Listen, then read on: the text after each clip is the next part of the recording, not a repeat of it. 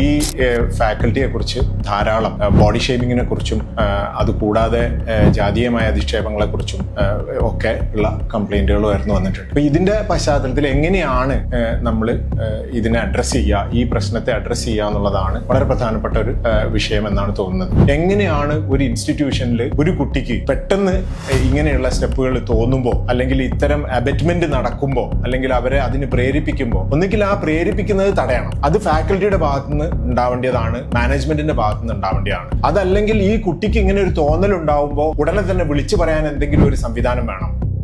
അതുപോലെ കോളേജിൽ ഇത്തരത്തിലുള്ള ഡിസ്ക്രിമിനേഷൻ ഉണ്ടാവുമ്പോൾ, അത് നിരന്തരം ഉണ്ടായിക്കൊണ്ടിരിക്കുമ്പോൾ, അതിന് കംപ്ലൈന്റ് ചെയ്തിട്ടും മറുപടി ഇല്ലാതിരിക്കുമ്പോൾ എന്ത് ചെയ്യും? അപ്പോ ആരെ വിളിക്കണം?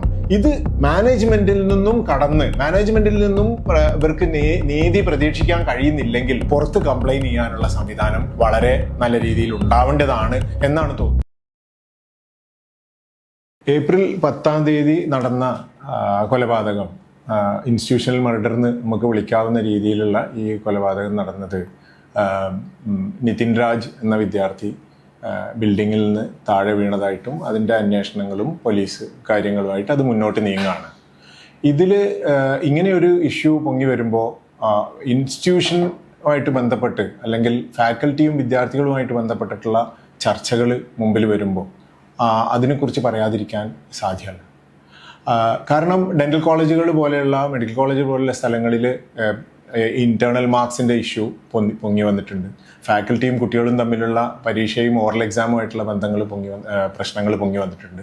അപ്പം ഇത്തരം പ്രശ്നങ്ങളെ എങ്ങനെ നോക്കിക്കാണും? അവിടെയാണ് റാം എന്ന് പറഞ്ഞ ഡോക്ടറുമായിട്ടുള്ള പ്രശ്നവും വിദ്യാർത്ഥികൾ അദ്ദേഹത്തിനെതിരെ ഉന്നയിക്കുന്ന ധാരാളം ആരോപണങ്ങളും, പലപ്പോഴായി ആ കോളേജിൽ എനിക്ക് എക്സാമിനറായി പോകേണ്ടി വന്നപ്പോഴും പല കുട്ടികളുമായിട്ട് പരിചയപ്പെട്ടപ്പോഴും ഉണ്ടായിട്ടുള്ള പ്രശ്നങ്ങൾ. ഇങ്ങനെയുള്ള പ്രശ്നങ്ങൾ വേറെ സ്ഥലങ്ങളിൽ ഇല്ലേ എന്ന് ചോദിച്ചു കഴിഞ്ഞാൽ ഉണ്ട്.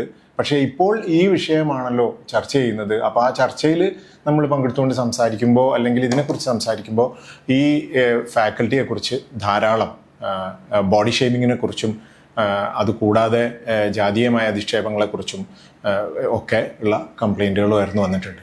അപ്പോൾ ഇതിൻ്റെ പശ്ചാത്തലത്തിൽ എങ്ങനെയാണ് നമ്മൾ ഇതിനെ അഡ്രസ്സ് ചെയ്യുക, ഈ പ്രശ്നത്തെ അഡ്രസ്സ് ചെയ്യുക എന്നുള്ളതാണ് വളരെ പ്രധാനപ്പെട്ട ഒരു വിഷയം എന്നാണ് തോന്നുന്നത്.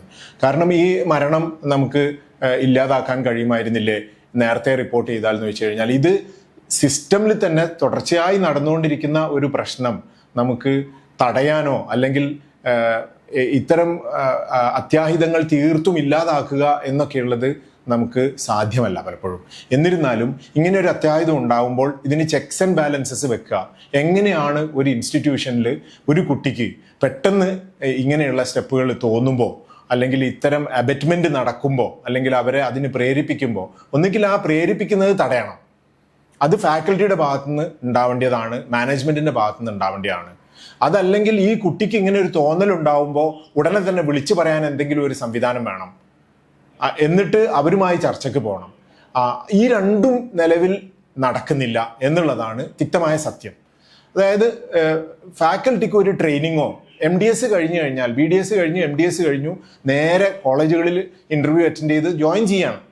അപ്പോൾ ഇവർക്ക് പഠിപ്പിക്കാൻ അറിയോ, പരീക്ഷ കണ്ടക്ട് ചെയ്യാൻ അറിയോ, പരീക്ഷയ്ക്ക് ക്വസ്റ്റ്യൻ പേപ്പർ സെറ്റ് ചെയ്യാൻ അറിയോ? ഇത്തരം ട്രെയിനിങ്ങുകളൊക്കെ യൂണിവേഴ്സിറ്റിയിൽ നിന്ന് ഉണ്ടാവേണ്ടതാണ്.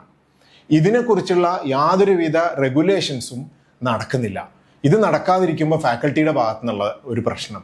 കൂടാതെ മെന്റലി ഡിസ്റ്റർബ്ഡ് ആയ കുട്ടികൾ, അല്ലെങ്കിൽ അതീവ ഗുരുതരമായ സ്ട്രെസ്സിലുള്ള കുട്ടികളെ എങ്ങനെ അഡ്രസ്സ് ചെയ്യുന്നുള്ളതും ആരും ചർച്ച ചെയ്യുന്നില്ല കോളേജുകളിൽ. അവരെ കൗൺസിൽ ചെയ്യാനോ അവർക്ക് തെറപ്പി കൊടുക്കാനോ വല്ല സംവിധാനമോ, അല്ലെ അവർക്ക് ഫോൺ വിളിച്ച് അവരോട് സംസാരിക്കാനുള്ള സംവിധാനമോ അതും നമ്മുടെ മുമ്പിലില്ല. ഈ രണ്ടും ഇല്ലാതിരിക്കുമ്പോൾ സ്വാഭാവികമായും ഇത് വളരെ സ്ട്രെസ്ഫുൾ ആയ കോഴ്സാണ് എന്നെല്ലാവരും പറയാറുണ്ട്. സത്യമാണ്, വളരെ സ്ട്രെസ്ഫുൾ ആയ കോഴ്സാണ്. മെഡിക്കൽ കോഴ്സുകളിലൊക്കെ സ്ട്രെസ് ഉണ്ടാവും, അല്ലാത്ത കോഴ്സിലും സ്ട്രെസ് ഉണ്ടാവും. ഈ സ്ട്രെസ്സിനെ നേരിടേണ്ടത് എങ്ങനെ എന്നുള്ളത് ഈ ചർച്ചയിൽ ഒരിക്കലും ഉയർന്നു വരുന്നേയില്ല എന്നുള്ളതാണ് അതിപ്രധാനമായ പ്രശ്നം. ഇതിനെല്ലാം മുകളിൽ നിൽക്കുന്ന ഡെന്റൽ കൗൺസിൽ ഓഫ് ഇന്ത്യയൊക്കെ പോലെയുള്ള ആളുകൾ ഈ ഫാക്കൽറ്റി എന്തെങ്കിലും കംപ്ലൈന്റ് അയച്ചു കഴിഞ്ഞാൽ അതിനെ അഡ്രസ്സ് ചെയ്യുന്നതും വളരെ മോശമായ രീതിയിലാണെന്നാണ് എൻ്റെ വ്യക്തിപരമായ അനുഭവം. അപ്പോൾ അതുകൊണ്ട് തന്നെ പറയുകയാണ്, ഈ ഡെന്റൽ കൗൺസിൽ ഓഫ് ഇന്ത്യ ഇപ്പോൾ ഇല്ല, ഇപ്പോൾ ഉള്ളത് പിന്നെ നാഷണൽ ഡെന്റൽ കമ്മീഷനാണ്. അവർക്ക് ഈ രീതിയിലുള്ള മുന്നോട്ട് പോകാനുള്ള ഒരു പ്രേരണയെങ്കിലും ഇത്തരം സംഭവങ്ങളിൽ വടക്കേ ഇന്ത്യയിൽ നിന്ന് റിപ്പോർട്ട് ചെയ്തിരുന്നു. പല കോളേജുകളിൽ നിന്നായിട്ട് റിപ്പോർട്ട് ചെയ്തിരുന്നു ഇത്തരം മരണങ്ങൾ. എനിക്ക് തന്നെ പലപ്പോഴും സാക്ഷിയാവേണ്ടി വന്നിട്ടുണ്ട് ഇത്തരം മരണങ്ങൾക്ക്. അത് നിയന്ത്രിക്കാനും അതിനെ സ്റ്റോപ്പ് ചെയ്യാനും വേണ്ടി നമ്മൾ അപ്പോൾ വർക്ക് ചെയ്തുകൊണ്ടിരിക്കുന്ന സ്ഥാപനങ്ങളിൽ നമ്മൾ സമീപിക്കുമ്പോൾ, അവരുടെ മാനേജ്മെന്റിനെ സമീപിക്കുമ്പോൾ പലപ്പോഴും വളരെ ലക്ലസ്റ്ററായ, വളരെ ഒരു കൃത്യമല്ലാത്ത രീതിയിൽ ഉള്ള മറുപടികൾ കിട്ടുമ്പോൾ സ്വാഭാവികമായും പ്രശ്നങ്ങൾ ഉണ്ടാവുകയാണ് ചെയ്തിട്ടുള്ളത്. കുട്ടികൾ ഇതിനെ വളരെ സീരിയസ് ആയിട്ട് എടുത്തിട്ടുണ്ടെന്ന് എന്നുള്ളത് വളരെ പ്രധാനപ്പെട്ട വിഷയമാണ്. അവർക്കാണല്ലോ ഏറ്റവും അധികം ഇത് ഫീൽ ചെയ്തിട്ടുണ്ടാവുക. കാരണം ഇനി അവരുടെ തന്നെ അനുജന്മാരും അനിയത്തിമാരും മറ്റുള്ളവരും ഈ കോളേജുകളിൽ വരേണ്ടതാണ്. ഈ വരേണ്ട സമയത്ത് അവർക്ക് ഇതിനുള്ള സംവിധാനം ഈ കോളേജുകളിൽ അറേഞ്ച് ചെയ്തിട്ടില്ലെങ്കിൽ ഞങ്ങൾ അവരെ ഇത്തരം കോളേജുകളിൽ അഡ്മിറ്റ് ചെയ്യില്ല, അവിടെ പഠിക്കില്ല എന്ന് തീരുമാനിക്കാൻ പറ്റുമോ എന്നുള്ളതും ഒരു ചോദ്യമാണ്. ഒരു കോളേജിൽ അഡ്മിഷൻ എടുക്കുമ്പോൾ ആ കോളേജിൽ എന്തിനൊക്കെയുള്ള സൗകര്യങ്ങളുണ്ട്, കളിക്കാനുള്ള സൗകര്യങ്ങളുണ്ടോ, ആർട്ട് ഫെസ്റ്റിവൽ അങ്ങനെയുള്ള സൗകര്യങ്ങളുണ്ടോ, മറ്റ് ജിമ്മ് മറ്റുള്ള സൗകര്യങ്ങളുണ്ടോ, അവർക്ക് താമസിക്കാനുള്ള മുറികളൊക്കെ 5ഉം 6ഉം ആളുകളെ കുത്തി നിറച്ചുകൊണ്ടുള്ള മുറികളാണോ, ഇതൊക്കെ ഒന്ന് ചെക്ക് ചെയ്യാൻ പാരൻസിന് അവകാശമുണ്ട്. ഇത് പേരൻസ് ചോദിക്കുകയും അത് അറിയുകയും ചെയ്തിട്ട് അത്തരം കോളേജുകളിൽ മാത്രം, അതായത് ഒരു തരം സോഷ്യൽ ഓഡിറ്റിങ് ഈ കോളേജുകളിൽ നടത്തേണ്ടത് നിർബന്ധമായി വന്നിരിക്കുകയാണ്. ഇതും കൂടെ നടത്തുകയാണെങ്കിലാണ് ഒരു നല്ല നാളെ, കുറേയും കൂടി മെച്ചപ്പെട്ട ഒരു നാളെ കേരളം പോലെയുള്ള ഒരു സംസ്ഥാനത്ത് പല കാര്യങ്ങൾക്കും ഹ്യൂമൻ ഡെവലപ്മെന്റിൽ ഒരുപാട് മുമ്പിൽ നിൽക്കുന്ന ഈ സംസ്ഥാനത്തിന് സാധിക്കുള്ളൂ എന്നാണ് തോന്നുന്നത്. കുട്ടികളുമായി ബന്ധപ്പെട്ട പല പ്രശ്നങ്ങൾക്കും കുട്ടികൾ പോയി കംപ്ലൈന്റ് ചെയ്ത് കഴിഞ്ഞാൽ പലപ്പോഴും ആ കംപ്ലൈന്റ് അവിടെ വെച്ച് തന്നെ ഒതുക്കി തീർക്കുക എന്നുള്ളതാണ് മാനേജ്മെന്റിനെ സംബന്ധിച്ചിടത്തോളം ഏറ്റവും എളുപ്പമുള്ള പരിപാടി. ഇനി അതിനും സാധ്യമല്ലെങ്കിൽ അതേ കോളേജിൽ തന്നെ മാനേജ്മെന്റുമായിട്ട് അടുപ്പമുള്ള ആരെങ്കിലും ഒക്കെ ഇതിന്റെ അന്വേഷണ കമ്മീഷനായി നിയോഗിക്കുകയും അവരുടെ മുകളിൽ എന്തെങ്കിലും ഒരു ഫൈൻ ചുമത്തുകയും ചെയ്തു കഴിഞ്ഞാൽ പിന്നെ കുട്ടികളും ഉണ്ടാതിരിക്കും. കാരണം ഈ ഇന്റേണൽ അസസ്മെന്റ് എന്ന് പറയുന്ന അത് എടുത്ത് കളയണം എന്നുള്ള അർത്ഥത്തിലല്ല ഞാൻ പറയുന്നത്, അതിന് റെഗുലേഷൻ ഉണ്ടാവേണ്ടതുണ്ട്. അതുപോലെ ഇത്തരം നിയമങ്ങൾ കൊണ്ടുവരിക എന്നുള്ളതല്ല ഞാൻ പറഞ്ഞത്. ഇപ്പോൾ ഇങ്ങനെ മാനേജ്മെന്റ് ഇതിനെ അഡ്രസ്സ് ചെയ്യുന്നു എന്നുള്ളത് എങ്ങനെ നമുക്ക് മനസ്സിലാക്കാം? അതായത് ഒരു തേർഡ് ഏജൻസി ഇതിൽ ആവശ്യമായി വരികയാണ്. ഇതിന് പറ്റുമെങ്കിൽ ഗവൺമെന്റ് തന്നെ ഇത്തരം ബോഡീസിനെ, ഇപ്പോൾ ആത്മഹത്യ തോന്നുന്ന ഒരാൾക്ക് പെട്ടെന്ന് വിളിക്കാനുള്ള line, help line Kerala government കുറച്ച് മുമ്പ് വരെ ഉണ്ടാക്കിയിരുന്നു. അത് വളരെ സഹായകമായിട്ടുണ്ടെന്ന് പലരും പറയാറുണ്ട്. അതായത് ആ ലൈനിലേക്ക് ഏത് സമയവും 24/7 വിളിക്കാവുന്ന ലൈൻ. അതുപോലെ കോളേജിൽ ഇത്തരത്തിലുള്ള ഡിസ്ക്രിമിനേഷൻ ഉണ്ടാവുമ്പോൾ, അത് നിരന്തരം ഉണ്ടായിക്കൊണ്ടിരിക്കുമ്പോൾ, അതിന് കംപ്ലൈന്റ് ചെയ്തിട്ടും മറുപടി ഇല്ലാതിരിക്കുമ്പോൾ എന്തു ചെയ്യും? അപ്പോൾ ആരെ വിളിക്കണം?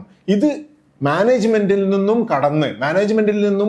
ഇവർക്ക് നീതി പ്രതീക്ഷിക്കാൻ കഴിയുന്നില്ലെങ്കിൽ പുറത്ത് കംപ്ലൈന്റ് ചെയ്യാനുള്ള സംവിധാനം വളരെ നല്ല രീതിയിൽ ഉണ്ടാവേണ്ടതാണ് എന്നാണ് തോന്നുന്നത്. അങ്ങനെ ഇടപെട്ടില്ലെങ്കിൽ ഈ കുട്ടികൾ വീണ്ടും ബുദ്ധിമുട്ടിലേക്ക് തന്നെ പോവും എന്നുള്ളതാണ് ഇതിൽ നിന്ന് മനസ്സിലാക്കാൻ കഴിയുന്നത് എന്നുള്ളതാണ്.